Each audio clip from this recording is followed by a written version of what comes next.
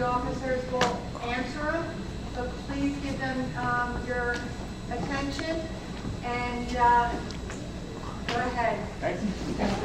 So I'm Sergeant Fiscoli with the Randolph Township Police Department, and this is Officer Shouty. We've both been police officers for about 16 years, or been with the township for 16 years now.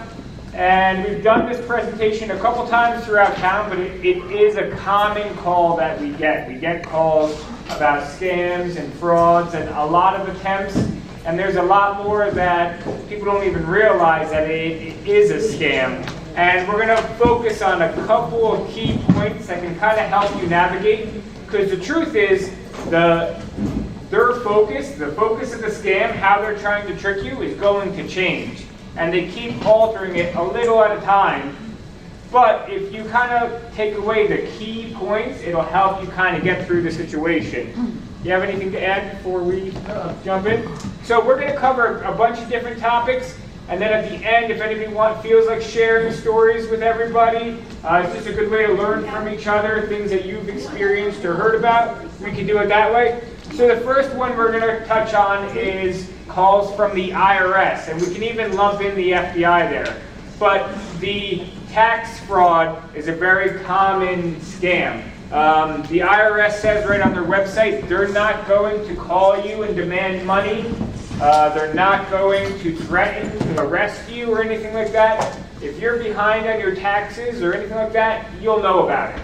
It will not come as a surprise where you get a call one day and action needs to be taken that day. When they call you, a lot of times they'll allege either you're overdue in payment or you didn't file your taxes, something like that, and that they need the money that second. And that's one of the big key takeaways, is everything's going to be urgent. It needs to be taken care of immediately. And in real life, dealing with the government, nothing moves fast with the government. Everything is very, very slow. So yes, they do want their money when you owe it to them, but that's not the way they operate. They don't call you and threaten you. A lot of these scammers get frustrated and agitated. They try being nice at first, and then the second you start to ask questions, they get angry and they start to demand things. And they'll look up where you are, and they'll try to, hey, go to this whatever store, CVS in town, and they'll stay on the phone with you while you go to CVS, and they'll request you get some type of debit card. Usually a green dot debit card is the most common one, because they can't get that money back after it's sent. And think about that. Would your federal government ever operate in a way that they want you to pay through a debit card that you got at CVS? That's not the way they operate. So just slowing the situation down is usually the best case scenario. Ask questions, does this make sense? Who's supposed to be calling me, and what are they saying? Is it normal for the IRS to call people? No, they don't call people. That's not the way they operate. They're going to send you certified letters in the mail. They're going to send you multiple ones. You're going to know about this. It's not going to come as a surprise. So if that call happens, ask questions. Another point to kind of bring up with this is when you get the call, if you have caller ID, it will actually show the IRS's phone number, because they have a way to spoof the call and make it change their phone number. They're not actually placing a call over the phone lines, they're placing a call over the internet. So when you do that, you can change your number to any number you want it to be. It could be the Randolph Police Department's number, it could be the IRS number, and yeah, it'll be pretty clear. A lot of times they'll have an accent, because a lot of these scams do come from India. That's where a lot of the call centers are. And over there, it's almost like a job. They have buildings where they have entire floors, they have department heads, and that's what they do, is call all day long. We've watched a couple videos on it, and it's pretty amazing to see, because even though it's not a legal thing, people have actually hacked into their camera footage and watched in their offices what they're doing, which I'm not condoning hacking, but it's interesting to see what happens behind the scenes of what I would call criminal organization, right?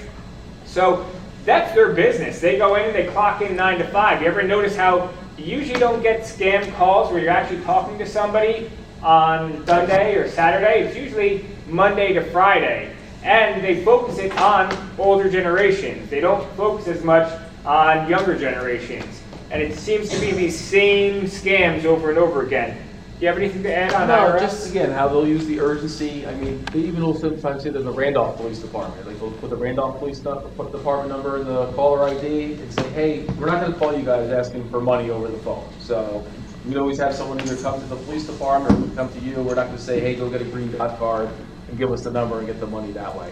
They want to scare you. I got a voicemail one time when I woke up saying it was the IRS, that there was a warrant out for my arrest, and it's like you get a little nervous hearing that, because you try to be good and everything, but you realize once you think about it for a second, it's just a scam. I know I paid my taxes. That's good. I was nervous if you did. I thought I was going to have to take them away.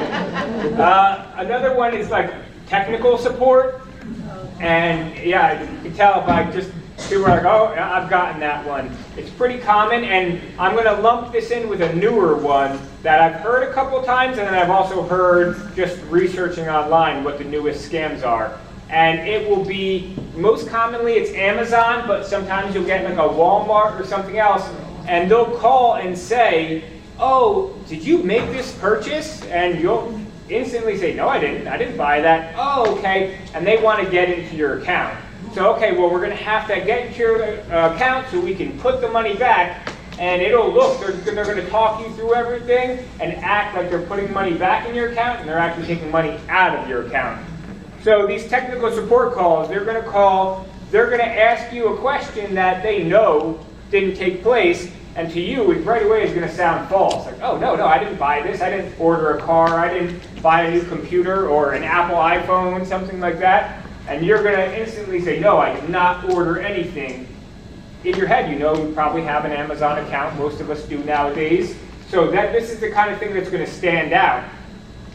From there, they're going to try to get into your computer. They're going to send you an email link to click on, or they're going to give you a website to go to that will actually let them get into your computer. And then from there, once they're in, I've watched videos where they talk people through it. Okay, this is what we're doing. All right, we're going to go here. And they make the person feel, okay, now enter your password, sir or ma'am. You actually enter your password for them and get them into your account.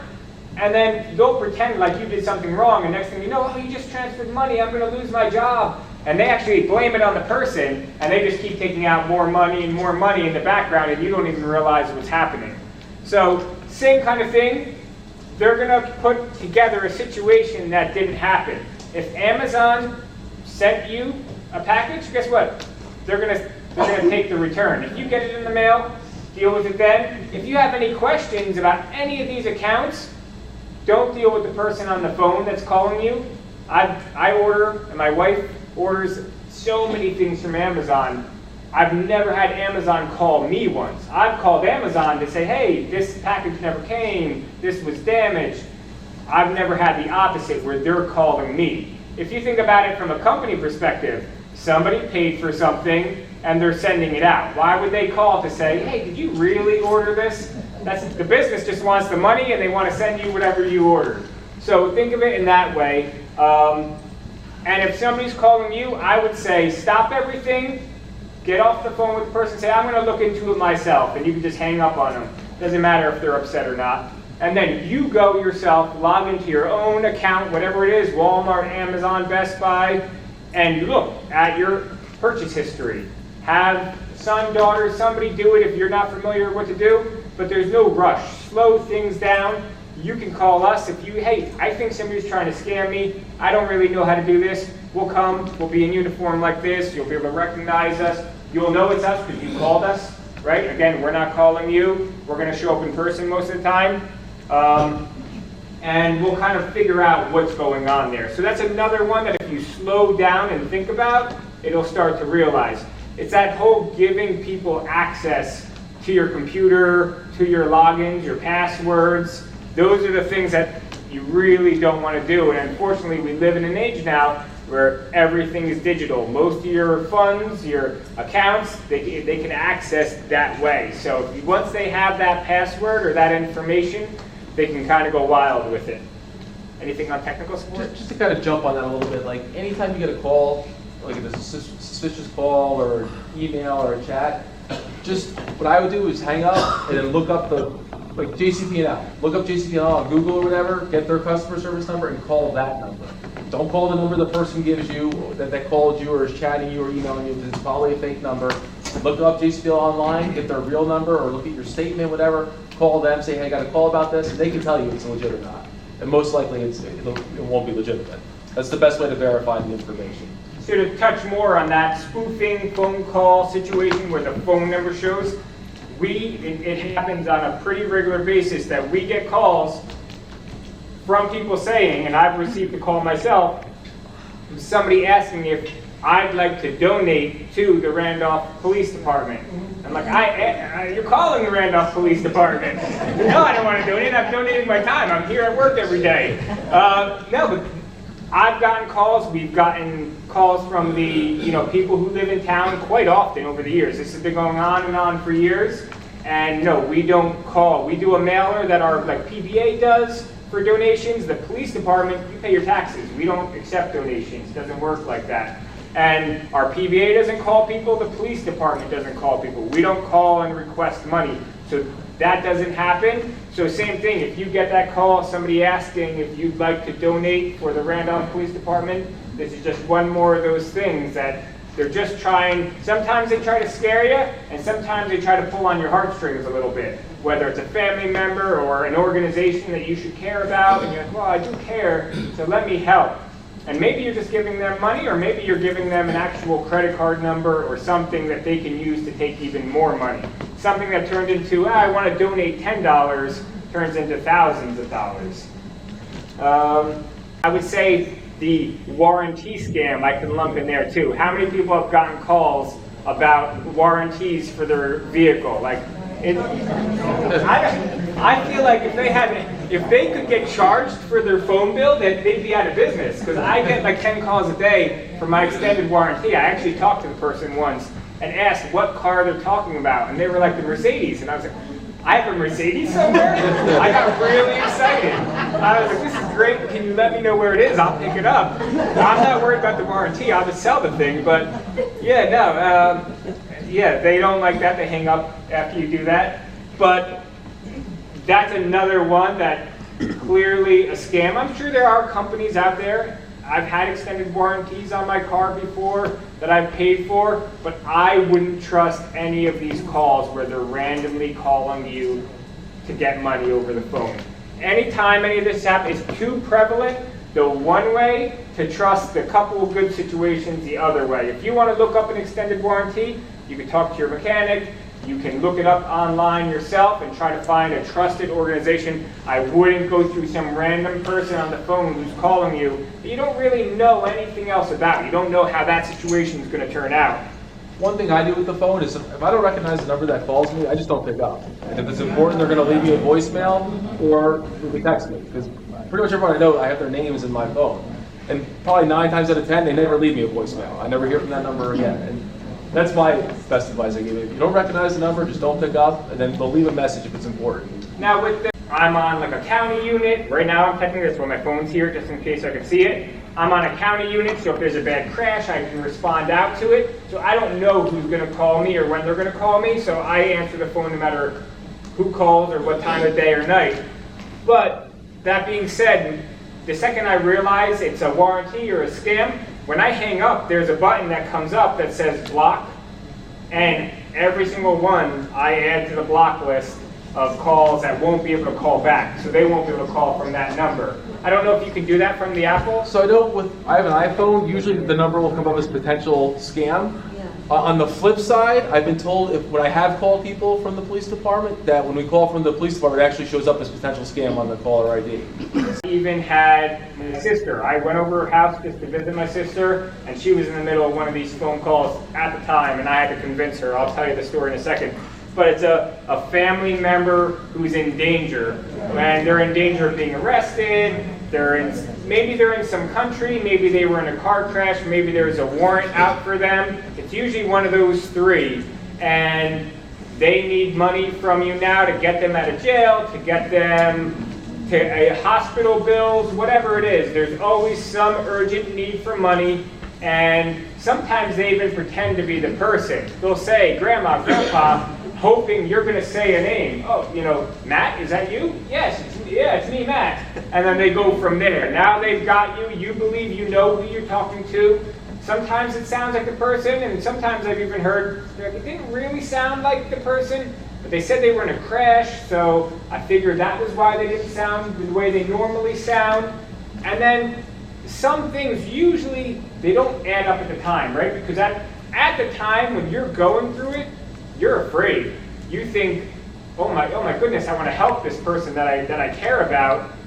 And when you look back at it, it's usually pretty clear. Like, wait, my grandson wasn't supposed to be going to Mexico. I never heard anything about this. Why would he be in a crash in Mexico? Or, my grandson, he's never been in any trouble in his life, and now all of a sudden the police have him under arrest? Like, doesn't make sense. So again, they're trying to get you with that urgency. You need to take care of it right away. We need the money now. This is the only phone call they get. If you hang up, you're not going to be able to call back.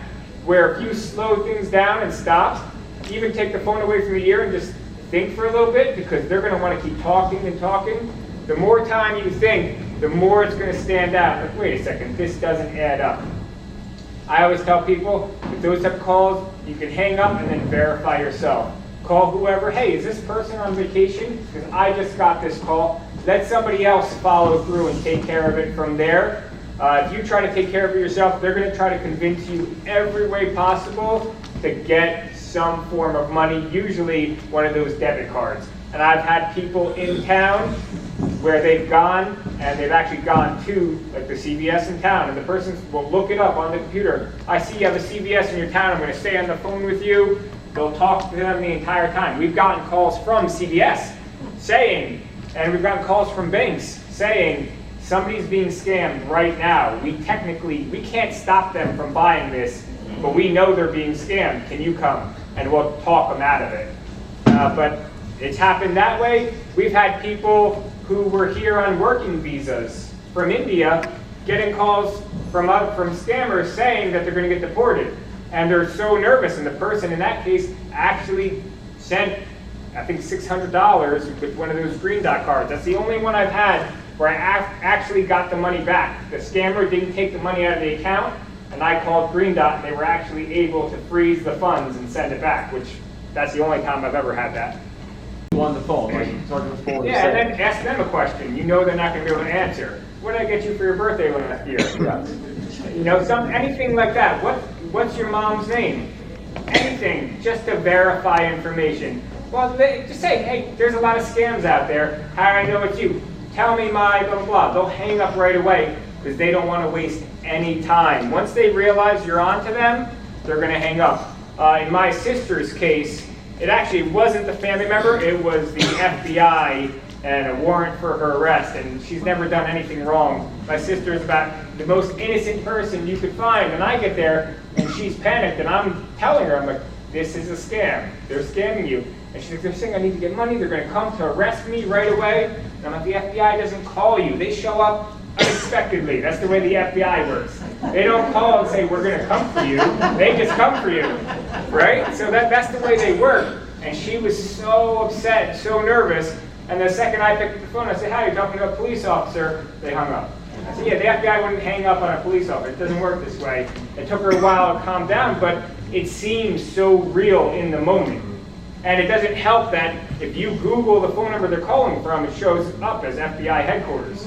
It all makes it seem real, but you have to understand that that's not the way these companies or government agencies operate. Even the FBI website, just like the IRS, says, we don't call you. We don't tell you if we're coming to arrest you. That's not the way they work. They just show up.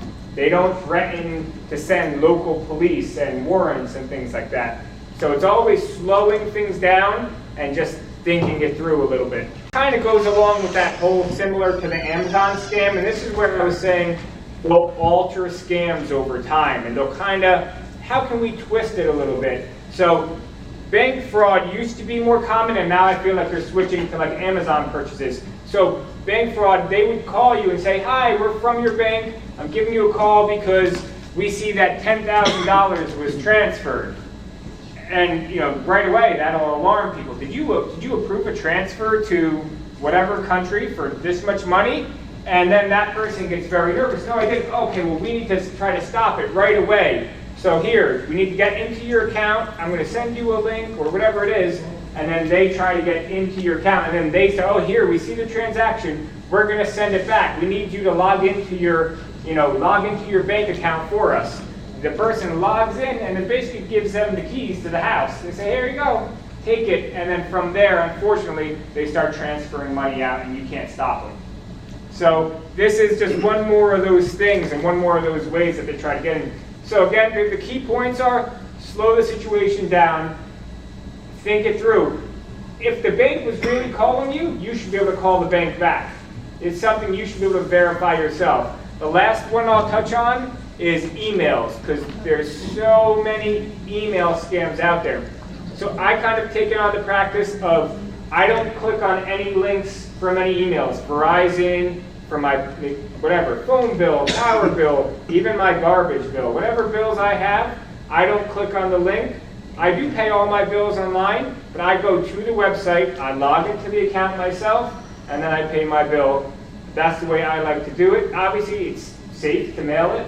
Plenty of people do it that way, but I would say stay away from the links, because a lot of times the email itself looks exactly like it would come from one of these companies. It'll have the logo, and it'll even come from John at VerizonCustomerSupport.com, because they can create all these email addresses that have those names in it, because Verizon doesn't own every email address, or JCP&L doesn't own every one. So you need to kind of just think of it that way. If you have an email, there's some things that stands out. Usually, like the wording is off. You'll find spelling errors, things like that. It doesn't really make sense. But I'd say, you know what? If they get better at spelling and their grammar, I still don't trust it. So I go to the website myself. I think that's the safest way to do it. If you don't pay your bills online, then you don't have to worry about it. If you see the email, it doesn't matter who it comes from. If it's something that says, hey, you owe money, you can delete it and call that company yourself. If you're placing the call to a number that you verified it online, you have it from your bill, then you should be good. I wouldn't call the number from the email. I wouldn't click on anything from the email, because that's usually the information that's going to be fraudulent. I got one from Geek Squad not too long ago to click a link because I order a review, which I don't do anything with Geek Squad. And the same thing, the email looked like, I think it was matt@geeksquad.com.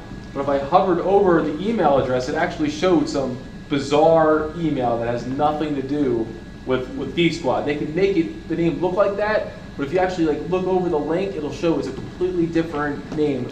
That way I knew it was a fake anyway, but that confirmed it for me. That I just deleted the email and went on with my day. But that's a great way to know.